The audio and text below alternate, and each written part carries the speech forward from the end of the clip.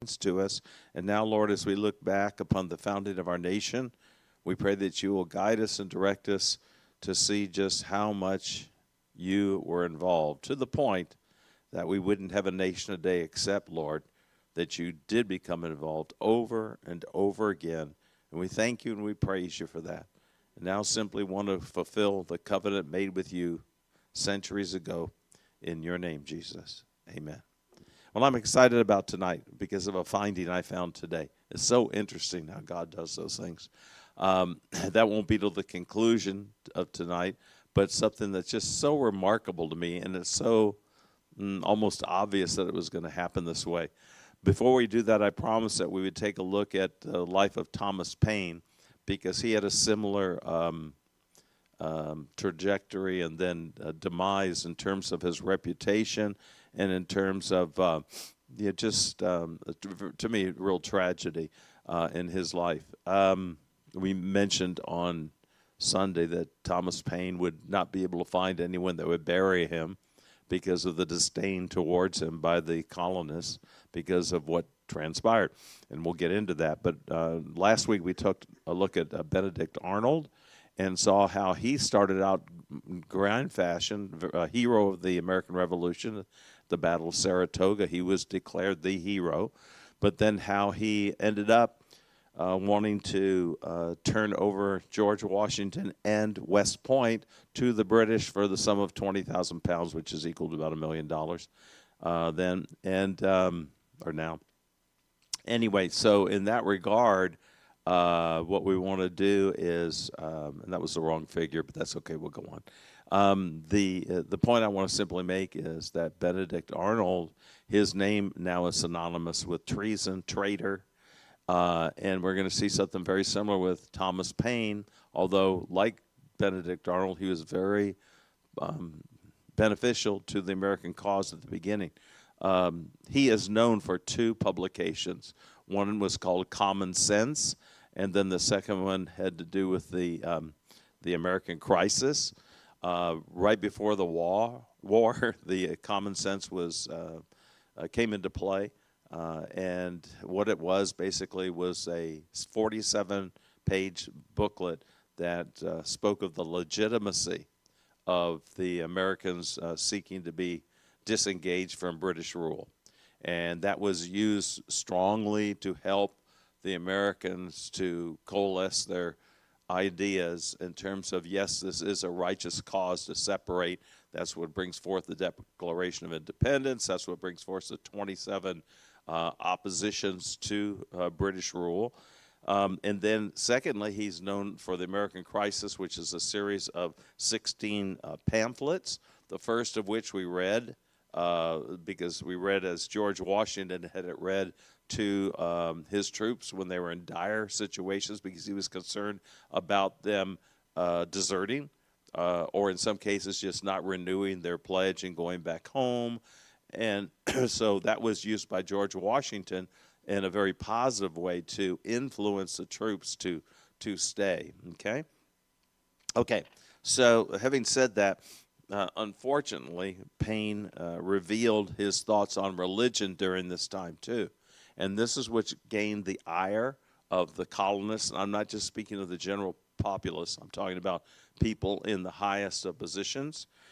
He wrote a book. He will eventually write a book entitled The Age of Reason, in which he will deny the Bible, deny miracles, deny revelation, speak totally negatively about any organized religion, and that will be in The Age of Reason. So the first, what I want to first do is bring you into regard to what John Adams had to say. Now, John Adams, second president of the United States, he wrote his autobiography between 1804 and 1807, I believe it was. And he, in writing it, 1802 and 1807. And as he looked back reflectively to 1776 in his autobiography, he wrote these words concerning Thomas Paine. And this is directly from his autobiography. Quote, "In the course of this winter appeared a phenomenon in Philadelphia, a disastrous meteor. I mean Thomas Paine. He came from England and got into such company as would converse with him, and ran about picking up what information he could concerning our affairs, and finding the great question was concerning independence. In the latter part of winter or early in the spring, he came out with his pamphlet. The arguments in favor of independence I liked very well, but 1/3 of the book was filled with arguments from the Old Testament. I told him further that his reasoning from the Old Testament was ridiculous, and I could hardly think him sincere. At this, he laughed and said he had taken his ideas, he had taken his ideas in part from Milton, the Paradise Lost, okay? And then expressed a contempt of the Old Testament and indeed of the Bible at large, which surprised me. He saw that I did not relish this and soon checked himself with these words. Again, this is what Thomas Paine is saying in the conversation with John Adams. Quote, "However, I have some thoughts of publishing my thoughts on religion, but I believe it will be best to postpone it to the latter part of my life." Okay. Then going on with the autobiography of John Adams, this is what he said. "This conversation passed in good humor without any harshness on either side, but I believed in him a conceit of himself and a daring impudence, which have been developed more and more to this day." So here in his autobiography, written from 1802 to 1807, he is writing about Thomas Paine in 1776, but he's also reflecting back in terms of what's happened over the years since that first meeting, a quarter of a century ago. Adams goes on to state, quote, "Notwithstanding these doubts, I felt myself obliged to Paine for the pains he had taken and for his good intentions to serve us, which I then had not doubt of. I saw he had capacity and a real ready pen, and understanding he was poor and destituted, I thought we might put him into some employment where he might be useful and earn a living. Congress appointed a committee of foreign affairs not long after, and they wanted a clerk. I nominated Thomas Paine, supposing him a ready writer and an industrious man. Dr. Witherspoon, very famous in the history of our nation from the beginning, Dr. Witherspoon, the president of New Jersey College, and then a delegate from the state, rose and objected to it with an earnestness that surprised me. The doctor said that he would give his reasons. He knew the man and his communications. When he first came over, he was on the other side, meaning the British side, and had written pieces against the American cause. That he had afterwards been employed by his friend Robert Aitken, and finding the tide of popularity run rapidly, meaning the other direction, he turned about. That he was very intemperate and could not write until he had quickened his thoughts with large draughts of rum and water. That he was, in short, a bad character and not fit to be placed in such a situation. General Roberdeau spoke in his favor, and no one confirmed Witherspoon's account, though the truth of it has since been sufficiently established.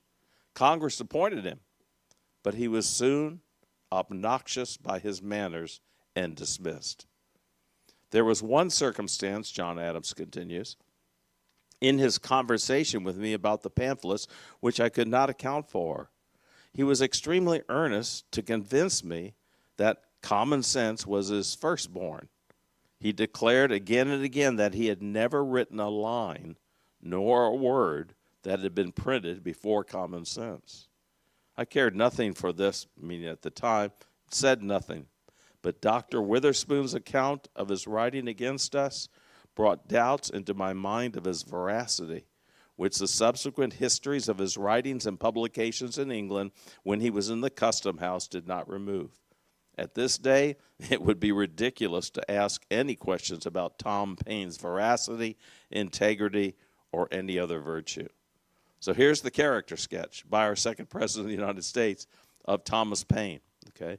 Next, we have Benjamin Franklin's letter to Thomas Paine, quoting from the letter. Dear Sir, I have read your manuscript with some attention, by the arguments it contains against the doctrine of a particular providence. This will be the key, okay?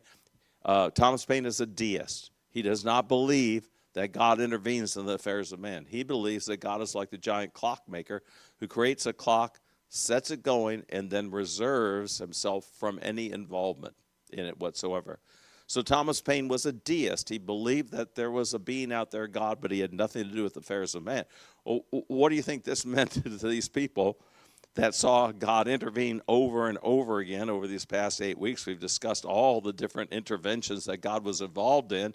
They wrote of the divine interventions, and here is an individual writing something who has the respect of the people because of the writing of Common Sense and the writing of the American Crisis, but now he is coming against God.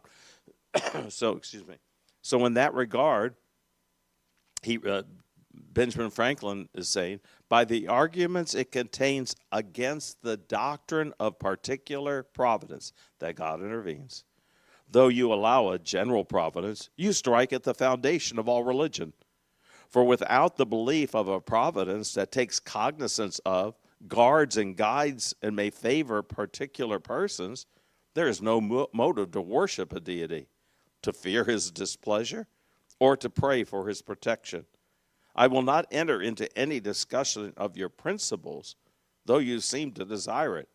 At present, I shall only give you my opinion, that though your reasonings are subtle and may prevail with some readers, you will not succeed so as to change the general sentiments of mankind on that subject. Excuse me. And the consequence of printing this piece will be a great deal of odium drawn upon yourself, mischief to you, and no benefit to others. He that spits against the wind spits in his own face. But were you to succeed, do you imagine any good would be done by it? You yourself may find it easy to live a virtuous life without the assistance afforded by religion. He's becoming sarcastic here. I'll share that with you in a minute. You having a clear perception of the advantages of virtue and the disadvantages of vice, and possessing a strength of resolution sufficient to enable you to resist common temptations. But think how great a proportion of mankind consists of weak and ignorant men and women, and of inexperienced and considerate youth of both sexes, who have need of the motives of religion to restrain them from vice, to support their virtue, and retain them in the practice of it till it becomes habitual, which is the great point for its security. And perhaps you are indebted to her originally, that is, to your religious education. Now here's where he's bringing it home, because Benjamin Franklin's familiar with his mother, a devout Christian, who gave them religious education continually. So what is being argued here in Benjamin Franklin's letter is that it's very difficult for you to be a defender of coming to moral virtue and saying you don't need religion when you came to the place you are today through religion, through Christian teaching. You might easily display your excellent talents of reasoning on a less hazardous subject, and thereby obtain rank with our most distinguished authors. For among us it is not necessary, as among the Hottentots, that a youth to be received into the company of men should prove his manhood by beating his mother. See? So there's the reference back. So he's setting him up, saying, you're very wise and intelligent, and you've come to this decision, but what will it mean for others? And then he does remind him of the fact that he's come to his decisions despite the fact that he came from a Christian family. I would advise you, therefore, not to attempt unchaining the tiger, but to burn this piece before it is seen by any other person, wherefore you will save yourself a great deal of mortification from the enemies it may raise against you, and perhaps a good deal of regret and repentance. If men are so wicked as we now see them with religion, what would they be if without it? I intend this letter itself as a proof of my friendship, and therefore add no professions of it, but subscribe simply yours, B.F. Benjamin Franklin. So we've took a look at the second president of the United States, John Adams, what he thought of it. We've taken a look at Benjamin Franklin. Let's add one more. Additionally, Declaration of Independence signer, Dr. Benjamin Rush, who is one of the most critical, most crucial individuals in terms of the both the American Revolution and then just the history of early America. Benjamin Rush was crucial in launching Thomas Paine's career, urging him to write a pro-independence pamphlet, helping him find a publisher, and suggesting the title Common Sense in 1775 to him. While he admired Paine's early political writing, Rush later strongly condemned Paine's religious views, particularly, quote, The Age of Reason, calling it, quote, absurd and impious, end of quote, and accusing it of perverting many from the Christian faith. When Paine died in 1809, although Paine's father was a Quaker, and he himself, meaning Thomas Paine, expressed desire in his will to be buried in the Quaker burial ground in New Rochelle, New York, the local society denied his request. The Quakers refused him because of his outspoken deistic beliefs and his fierce attacks on organized religion, particularly in his book, The Age of Reason. So here we've got the second individual, last week Benedict Arnold, now Thomas Paine, that were very instrumental in the in terms of the heroics. One literary, Thomas Paine, the other in battle, meaning Benedict Arnold, but they both switched either in the war or had the beliefs and then fostered them in the writings later, in which it reminds us you can start out well, but the issue is not starting out well. The issue is finishing well. Finishing well, staying dedicated to right and what we know is the Lord's will. Okay, having set up or having shared that, I want to go now to the Battle of Yorktown. And let's go ahead and set this up through pictures. This will be the final battle of the war. This will be where the surrender will happen. The first picture here, we have what will be, let me just point some things out here. Here's Yorktown right here. This is where the battle, in a sense, will take place. This will be, Gloucester will be important, this area here. These red ships are British ships. These are French ships. If you recall, France is now fully engaged with us. As a result of the Battle of Saratoga, we had Benjamin Franklin in France at the time, and at that point, the king over there is now fully engaged. They're going to send troops, and they're going to send their navy to help us, and so that's where we are, okay? So these are going to disappear because they are going to be gone by the time we get here to this battle. I'll explain that as we go.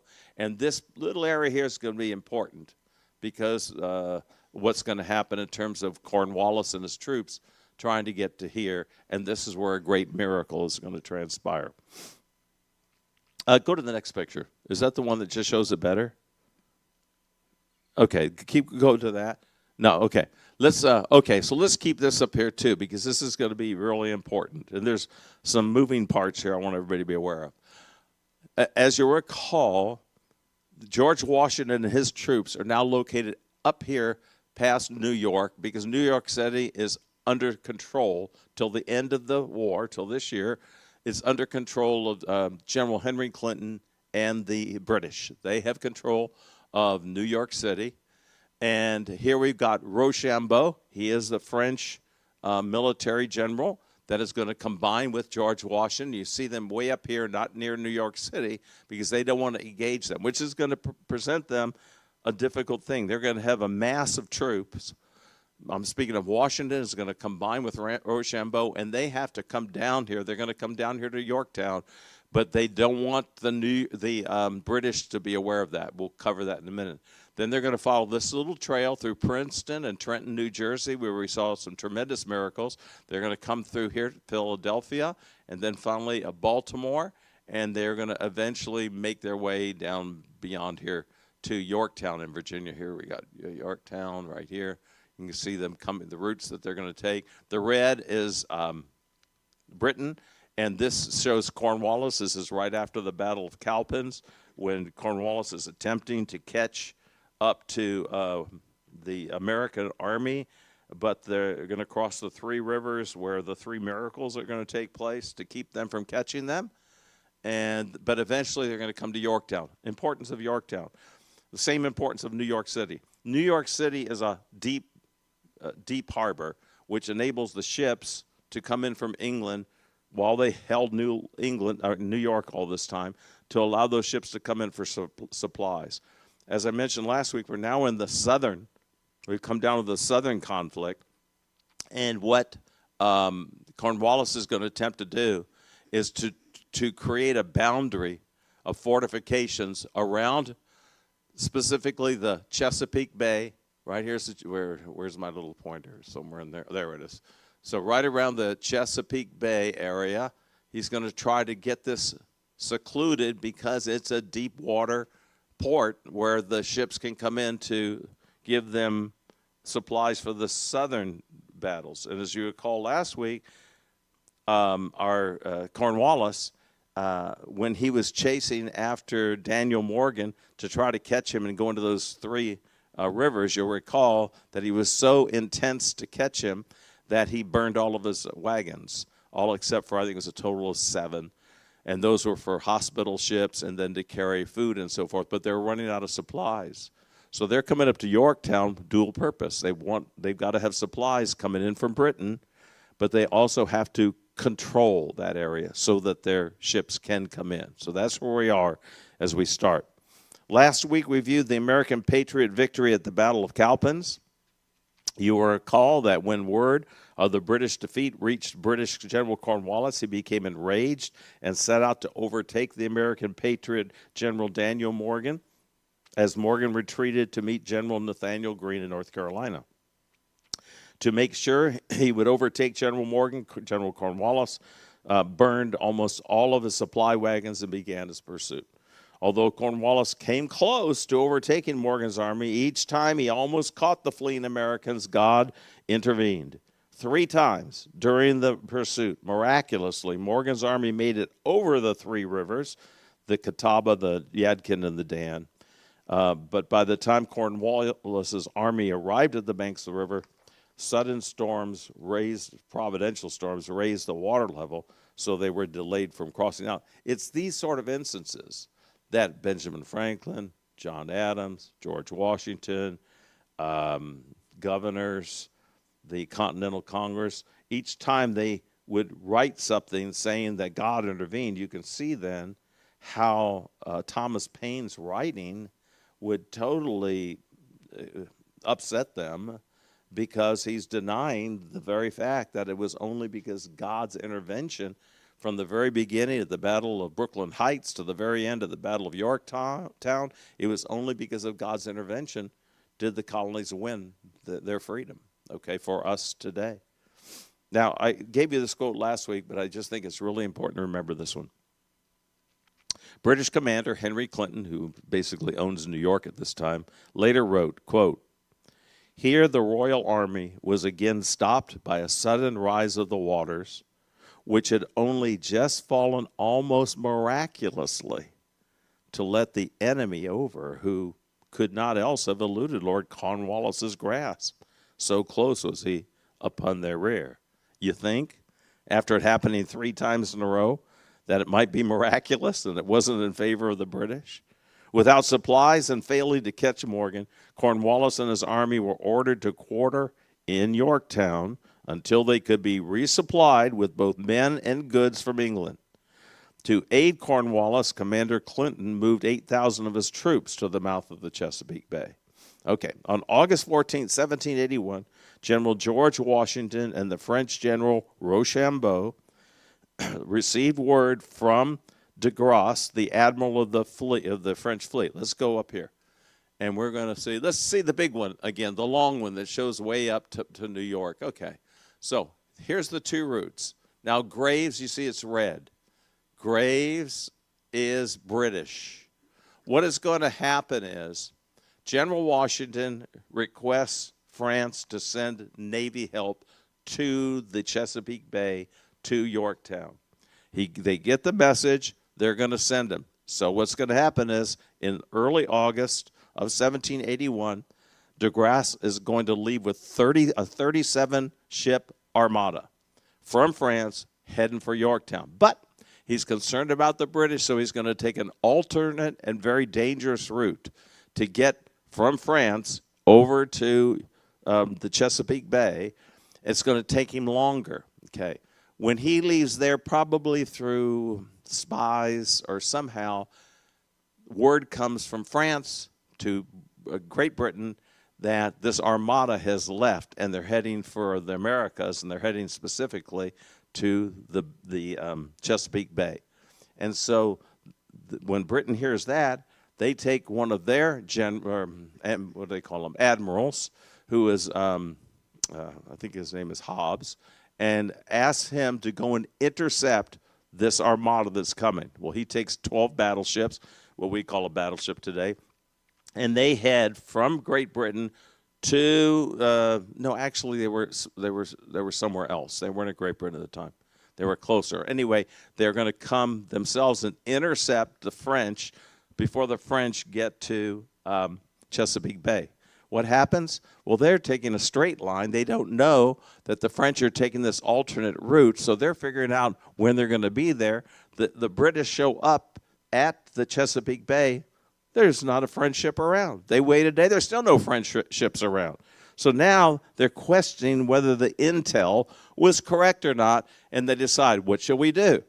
So this small British armada decides to go up to New York, to where Graves is, up to New York where Graves is, and get together with them and then return together down here. Well, what's going to happen is once he turns and heads north, I'm speaking of the British under Hobbs, what's going to happen is now eventually the French are going to show up there at basically at Yorktown, at the Chesapeake Bay. They will bring in their armada, and they will now be involved in taking goods, which are coming from France, to support the American soldiers. Okay, is everybody with me? Okay, I know this is involved, but it's important. Okay, it has a great ending. Okay, all right. So, in the midst of their unloading, right down here, this is the French fleet. They're going to be unloading, and all of a sudden, Graves and Hobbs are going to show up, and they're going to show right at the mouth of that river, and this is going to be in August, I believe it is, of September of 1781, and it's going to cause what is called the Battle of the Capes. Okay, the Battle of the Capes. This will be absolutely so important, because what will happen is that the British are going to be able, well, they enter into what is probably one of the shortest battles in the history of the American Revolution. It takes 54 minutes. It takes only 54 minutes because what happens is the French are fighting on the sea now with the British, and 54 minutes into it, right before 5 o'clock, the winds change. And when the winds change, it comes to the disadvantage of the British, and the British pull out, okay? Then you say, well, why don't the French go after them? Because the French are there to protect the port. They don't want anybody to get in the Chesapeake Bay. So the British go off a little ways. The fight ends. For 3 days, there's a stalemate. What shall we do? What shall we do? What shall we do? Well, in that 54 minutes, the French have the upper hand. They lose like 230 sailors and only 2 boats. The British lose 6 boats, become disabled, and they lose 300 and some people. So the British say, after these 3 days, seeing nothing's going to happen, that they said, we're going to go back up to New York. We're going to fix our boats, and we're going to come up with an idea here. Okay? All right. So that's like a real short conflict, but it's all caused again by the wind. The wind is going to seal the deal for the French, which means they seal the deal for the Americans that are there. Let me pick it up here. On August 14, 1781, General George Washington and the French General Rochambeau received word from de Grasse, the admiral of the French fleet, that he would be arriving off the coast of Virginia in mid-September. De Grasse would remain in the Chesapeake Bay for a month. That was his desire, until the expected seasonal heavy weather forced him south again. Here was an opportunity to trap Cornwallis in Virginia. But to do so meant that not one, but two armies, one speaking English and one speaking French, would have to travel 500 miles over local roads in a coordinated assault with a navy that was, at the same time de Grasse's letter arrived, sailing somewhere in the Atlantic. So the coordination of this is very difficult. As a matter of fact, secular scholar Barbara Tushman notes, quote, "The first necessity of the Yorktown campaign was to arrange the meeting of French naval and American land forces on the Virginia coast at a specified time and place. The junction in Virginia had to be coordinated by two different national commands separated across an ocean without benefit of telephone, telegraph, or wireless. That this was carried out without a fault seems accountable only by a series of miracles." Moving an army in 18, this is continuing, this is quoted. Moving an army in the 18th century America was no easy task. Bridges were nearly non-existent, roads were trails, and forage was always inadequate to the needs of thousands of men and animals. To further complicate matters, the American and French armies, the American and French armies would have to leave their encampments in New York to the face of the large British army stationed there. That's what I spoke about, is that they're going to be able to move that big army. I'm speaking of Washington and Rochambeau, excuse me. They're going to be able to move it without the British in New York even knowing it's happening. They broke camp, speaking of Washington and Rochambeau, August 19th. A guard of American militia and Continental regulars was left in New York to cover the Hudson River crossing of the 7,000 French and American troops who were heading south. The crossing was made without incident, and the joined armies headed south at a rate of 15 miles a day. On September 1st, they reached Philadelphia, 130 miles down the road. So here we go from New York, well, above New York, and now they've reached Philadelphia. You see, they went through Princeton and Trenton, where miracles happened earlier in the war. They're at Philadelphia. On September 2nd, British General Henry Clinton in New York, now he learned that Washington and Rochambeau had slipped away and had just passed through Philadelphia, heading toward Cornwallis. He sent word to Virginia that the Americans and French were coming. See how fluid all this is. On September 5th, Washington discovered that de Grasse had arrived early in the Chesapeake with his ships and 3,000 troops. A British fleet was also churning toward the bay. An advance force of the Continental Army reached Baltimore on September 12th.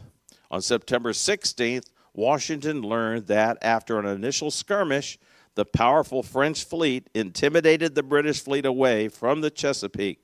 The bay was now in French hands. On September 28th, the historian Tushman writes, quote, "The clink of bridles and the rhythmic clomp of horses' hooves and tramp of marching men were heard in the British camp at Yorktown, announcing the approach of their enemy, the Americans, from Williamsburg." That'll be Lafayette. Yorktown was surrounded by 17,000 French. Just think of this, how it started. Back at Brooklyn Heights, it was like 22,000 British against 12,000 Americans. Now, after these almost 8 years, Yorktown was surrounded by 17,000 French and American troops. This is why we're so thankful for the French involvement, because if you take away that French fleet, there's only going to be one group in charge of that harbor. If you take away the French army, it's going to be a lot smaller with Rochambeau and Washington together. Yorktown was surrounded by 17,000 French and American troops. Cornwallis attempted a nighttime breakout by starting to ferry his regular troops across the New York River. The first group made it safely across the river. Here's what's happening. Because they've got no now the British are coming again in terms of their fleet, but they're not there yet. They're going to miss it by a couple days. And what's going to happen here is because the French have control over the opening of the Chesapeake Bay that goes to Yorktown, they know, the British know they cannot escape this way. So what he's going to attempt to do is make a breakaway. Would you please show the next one of this one, the next slide that shows this, but smaller, more focused in. Then show me the other slide of the other, yeah. Okay, here we go. Oh, whoa, there we go. That's the one I wanted. Perfect. Okay, so here's Yorktown. Here's Gloucester. No, Gloucester. It's pronounced Listen, I know it's pronounced Gloucester. And the reason I know it is because someone in the first service came up to me afterwards and said they were from New England. It is not Gloucester. It's Gloucester. Gloucester. I go, okay, I'll fix it for the second one. I'm not from New England. Okay. And now you all are guessing who it was. You'll guess it. You'll guess it. Okay, so here we have the York River. Here we have 9,000 troops, basically, in Yorktown. He will ferry to Gloucester because then that will give him a direct road to go to New York. Why would we want to go to New York? Because they control New York, okay? So he wants out of there. I'm speaking of Cornwallis. He wants out of there in a hurry. So he is going to ferry 1,000 men over. Okay, and they'll make it over. But check what happens next. However, a sudden and severe providential rain squall blew the second contingent of soldiers downriver, leaving Cornwallis with a much reduced force. This sudden providential turn on the weather completely disrupted the attempted breakout, and as a British colonel commented, quote, "Thus expired the last hope of the British Army." End of quote. De Grasse's 3,000 French troops, meaning the ones from the Navy, combined with Rochambeau's 6,000 French troops, then joined with Lafayette and George Washington's troops, and remember Lafayette's French also, to pin the British troops against the sea. Altogether, 17,000 troops against the sea. 17,000 American and French troops surrounded Cornwallis at Yorktown, forcing him to surrender on October 19, 1781. Cornwallis surrendered while the British military band played "The World Turned Upside Down." Yale president Ezra Stiles would later write, doubtless inspired by the supreme illuminator of great winds, were the joint councils of a Washington and a Rochambeau in that grand effort of generalship with which they deceived and astonished a Clinton, meaning they were able to move all those troops without without Clinton and the British Army knowing it, and eluded his vigilance in their transit by New York and rapid marches for Virginia. Was it not God that both the Navy and Army should enter the Chesapeake at the same time?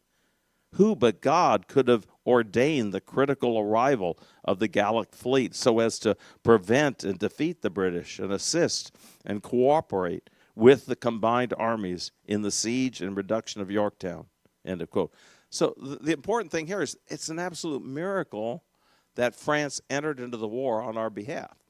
Think about it. No France, it would have turned out entirely differently. However, for 9 weeks, we've seen over and over again, if God didn't intervene in some form, whether it's through weather or some other means, the battle's over. The war's over. From the first battle at the Battle of Brooklyn Heights, it's over if God had not intervened with the fog and the nor'easter. The timetable between the surrender of Yorktown, 1781, and the official end of the war, 1783, was an extremely fragile and dangerous time. George Washington once again canceled his plan to return to Mount Vernon in order to remain with the Army, now headquartered in Newburgh, New York, along the Hudson River. The soldiers had not been paid for months. Sounds like the TSA. The soldiers had not been paid for months. The paper money Congress had previously issued was worthless. Fiat currency. Okay. There were rumors that their promised pensions would be canceled. Remember, we talked about that when George Washington was able to sign up the troops at Valley Forge, that they were promised. They were promised that they would stay an extra 3 years. I'm speaking of those that were the soldiers. If they would stay 3 years, they would be given a certain amount of money. Secondly, if they stayed through the duration of the war, which nobody knew how long it was going to take, if they stayed through the duration, they were given a land grant. So now this is being told to them it's being canceled. Some of them called a meeting to plan a march to Philadelphia demanding payment by Congress.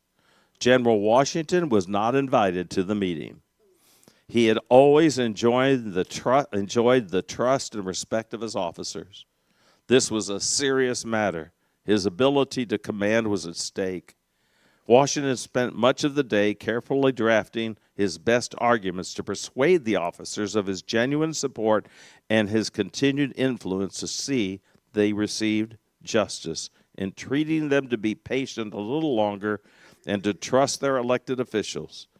Now, if you recall, at Valley Forge, one of the scenes we talked about was how late at night George Washington's light would be seen on as he wrote letter after letter, even one over 40 pages, trying to get Congress to send supplies, to send monies to help the soldiers. He also noted, Washington, that all that they had gained for their country could be irrevocably lost by behaving rashly. Okay, so that's kind of the temptation that both Benedict Arnold and Thomas Paine gave into, and he didn't want the soldiers to give into something that would wreck what they had done for years. At the appointed hour of the ad hoc meeting, Washington, looking every inch the general, strode unannounced into the front of the room. He was past 50 by then, having spent nearly 20% of his lifetime with the Army. He spoke briefly and to the point and indicated that he had received a letter from Congress that he wished to read. Then he fumbled in his waistcoat, doing something his officers had never seen him do before. He took out a pair of spectacles.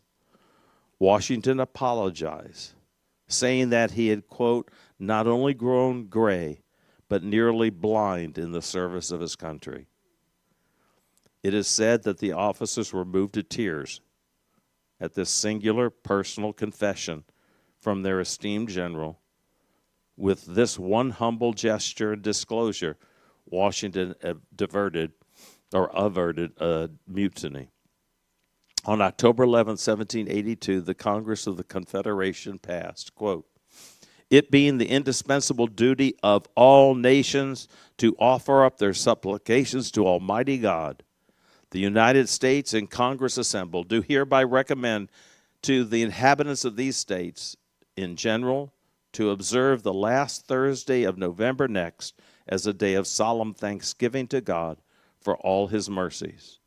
On February 6th, 1783, George Washington wrote to General Nathanael Greene, quote, this is a very important quote, it will not be believed that such a force as Great Britain has employed for 8 years in this country could be baffled in their plan of subjugating it by numbers infinitely less, composed of men oftentimes half-starved, always in rags, without pay, and experiencing at times every species of distress which human nature is capable of undergoing.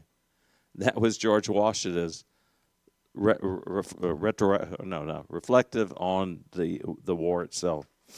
On September 3rd, 1783, the war officially ended with the signing of the Treaty of Paris. Signers included Benjamin Franklin, John Adams, and John Jay. The Treaty of Paris closes, quote, in the name of the most holy and undivided Trinity. See, so when people tell me, and we've talked about this for the last 9 weeks, when people tell me we were never a Christian nation, they totally misunderstand where the founders were coming from, whether it was calling for days of fasting and prayer, whether it was how they interpreted in their writings God's intervention, or how they wrote their documents. It was from the Christian perspective. It wasn't from some other perspective. It was from the Christian perspective.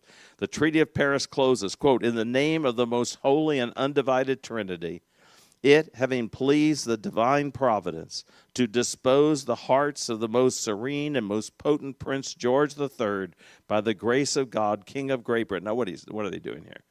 What they're doing is the fact that they've had 8 years of war, and we won the war. But we don't hate the British. We came from Great Britain.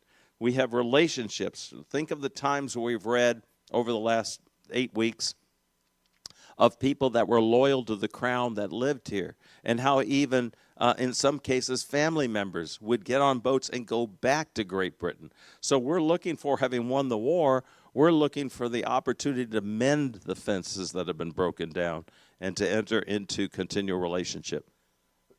Excuse me. So he says, let me repeat that again. To dispose the hearts of the most serene and most potent Prince George III by the grace of God, King of Great Britain and of the United States of America, to forget all past misunderstandings and differences, done at Paris this 3rd day of September in the year of our Lord, 1783.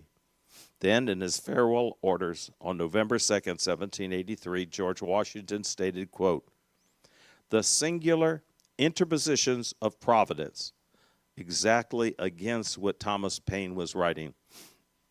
"The singular interpositions of Providence in our feeble condition were such as could scarcely escape the attention of the most unobserving, while the perseverance of the armies of the United States through almost every possible suffering and discouragement for the space of 8 long years was little short of a standing miracle," end of quote. On November 8, 1783, Massachusetts Governor John Hancock proclaimed, "The citizens of the United States have every reason for praise and gratitude to the God of their salvation. I do appoint the 11th day of December next, the day recommended by the Congress, to all the states to be religiously observed as a day of thanksgiving and prayer, that all the people may then assemble to celebrate that he hath been pleased to continue to us the light of the blessed gospel, that we also offer up fervent supplications to cause pure religion and virtue to flourish and to fill the world with his glory." That's again, hey, check this out. This is what I learned earlier today as I was getting ready for tonight. Okay, let's go back now to the picture of the one with the ships in it, the ships in the sea. The other one. Nope, the other one. Okay, is this it? No, go back again. Wait a second here. No, go to the bigger picture. I'm losing it here. Nope, go to the other picture again, the other total slide. Got to find it. Oh, I know why it's not here. Never mind, we have to hand out the stamps. That's why. And this is what caused me to find this. Okay, here we go. Patrick, Pat, I don't know what you have to do with your foot that's recovering from surgery. If you'll pass out, there's 2 separate ones. If you'll hand out this one. Janet, do you want to hand out this? It won't take you long. Hand out those if you would. Yep, I'll take that one. All right. That first slide is from the 1920s, I believe. It's a 2-cent stamp where it shows the 3 most crucial individuals in this Battle of Yorktown, and that's George Washington, it's de Grasse, the naval commander from France, and Rochambeau, the army commander from France. Then the other one, those 2 actually came on a sheet together, George. You'd like this. In other words, when they were published, they actually 2 go together. And the reason why is if you look on the side of the one, it says War of the Capes, and on the other one it says See, Virginia Cape, 1781. Yeah, that's fine. And the other one says Yorktown, 1781. Because the two, there was only a month separating. And it would have been entirely different if that French fleet had not have run off the British. Okay, totally different. Now, here's what I want you to look at. I want you to look at that stamp with all the ships in it. You see that? And what is written right below those ships? On this blue one. What does it say, Jane? Yeah, what does it say? What does it say, folks? Cape what? It says Cape Henry. Yeah, exactly. Oh, yeah, well, there it is. Cape Henry. Isn't this interesting? That in 1607 at Cape Henry is where the first settlers that would make up Jamestown, the first permanent settlers to America, would enter into covenant with Almighty God. Not only for themselves, but all future generations, that this would be a nation that would be free to share the gospel throughout, not only to the indigenous peoples, but throughout the whole world. Isn't it interesting that the closing battle would end up next to Cape Henry, where the rich and the miracles would happen there? Let me add something to that. At the Battle of Brooklyn Heights, the first battle of the American Revolution, okay, George Washington was backed up to New York, right, the East River, and he had 9,000 troops. And God did a miracle there, which enabled every single one of those 9,000 to get across to the other side, okay? Here we have 8 years later, and we have the British with 9,000 troops trying to cross the York River to get to safety, and God sends another storm to make it so they can't get across. So the similarities to me are uncanny. As I say, I don't call anything a coincidence.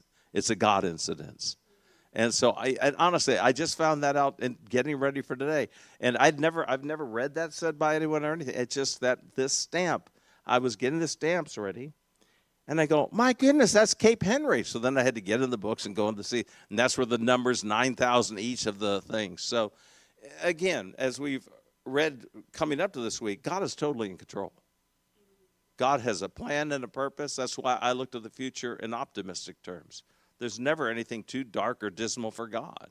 And oftentimes when it looks the worst, I mean, over and over again, it's been only by God's intervention. And I apply that to our lives. It's that we are totally dependent on God for his intervention. Each of us have crises in our lives, whether they're present or past. And it's only because of the grace of God and God showing up in some way or another that we're here today.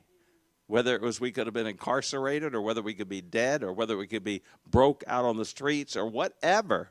It's only through the grace of God, okay? The old saying, they're saved but by the grace of God, there go I. And so that's really the point I wanted to leave us with. Now, this is just the 9th week. We've got 3 more weeks. And next week, we're going to deal with the Battle of 1812 with tremendous miracles associated with that. And this will be the first opportunity that the British will have to come back and try to take back the country, okay? It's going to take that long because they're going to be involved in worldwide wars with France, Spain. That's going to take years. And then they'll finally have the opportunity to come back in 1812. This is where you're going to hear about the burning of the White House and so forth. And the big battle is going to start in New Orleans. Or if you're back there, it's Nolans, okay? Yeah, that's right. And we're going to have to do it. I've been requested by multiple people, we will do it. We're going to have to play the 1970s song, The Battle of New Orleans. In 1814, we took a little trip along with Colonel Jackson down the mighty Mississippi. Okay, so we're going to play that.